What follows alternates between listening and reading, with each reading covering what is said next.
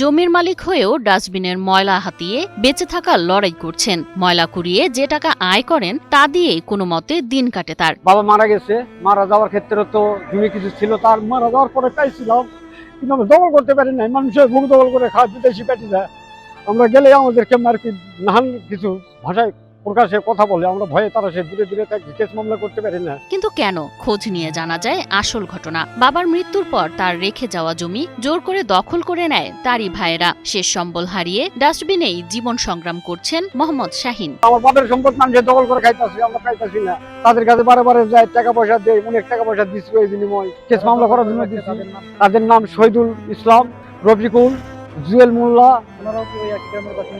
আমার তারা ভাই তাদের কাছে সম্পদ রয়েছে, আমার ভাই রাস্তার কাছেই রয়েছে।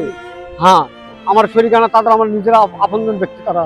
একসময় নিজের গ্রামের পৈতৃক জমির উত্তরাধিকারী ছিলেন শাহিন, আর আজ ঢাকার ধামরায়ে মানুষের ফেলে দেওয়া আবর্জনা থেকে প্লাস্টিক কুড়িয়ে কোনো মতে বেঁচে আছেন নওগাঁর এ ব্যক্তি। অর্থ না থাকার কারণে তো আজকে আমরা পথের ভিখারির মতো, ওর বাচ্চা নাই, রাস্তায় পড়ে থাকি, আমাদের কেউ নাই।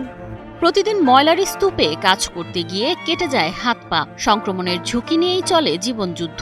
দিন শেষে যা আয় হয় তাতে একবেলা খাবার জোটে। আরে মাঝে মাঝে কাজকাম করি, কাজকাম না থাকার সত্ত্বেও হয়তো আসছি এই পর্যন্ত আর কি। শাহিনের অভিযোগ, বাবার মৃত্যুর পর গ্রামের প্রভাবশালী ব্যক্তিরা তার পৈতৃক জমি দখল করে নেন। অর্থের অভাবে তিনি আদালতে যেতে পারেননি, আর স্থানীয়ভাবে ন্যায় বিচারও পাননি বলে দাবি তার। আমার বাড়িতে বেড়ে আসে এইভাবে ময়লা নিজের সম্পদ মানুষে খায়।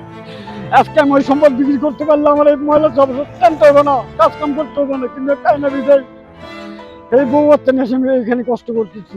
এখন তার একটাই আকুতি, নিজের জমি ফিরে পেয়ে আবার সম্মানের সঙ্গে বাঁচতে চান। আর তাই সংশ্লিষ্ট কর্তৃপক্ষ ও স্থানীয় জনপ্রতিনিধিদের হস্তক্ষেপ কামনা করছেন তিনি। আমার ভাই থাকিলেও আমাকে তাড়াইয়া দেয়, তোমার কিসের শর্ত আছে, তোমার বাবা সব বেঁচে গেছে, তাই তাহলে আমাদের দলিলপত্র দেখান, আমরা যদি ৬-৭ লাখ আমরা দিয়ে বিদেশে চলে যাবো, আমরা দাবি ধাক্কা করবো না।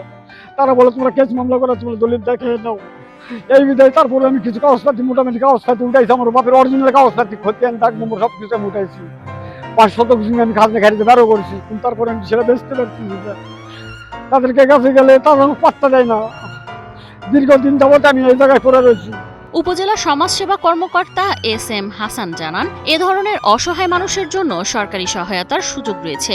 এ ধরনের যারা আছেন, আমি বিশেষ করে অনুরোধ করব সংশ্লিষ্ট সমাজসেবা কার্যালয়ে গিয়ে ওনারা ওনাদের যে প্রাপ্য সুবিধা বা প্রাপ্য সেবা, সেই সেবাটি পেতে পারেন।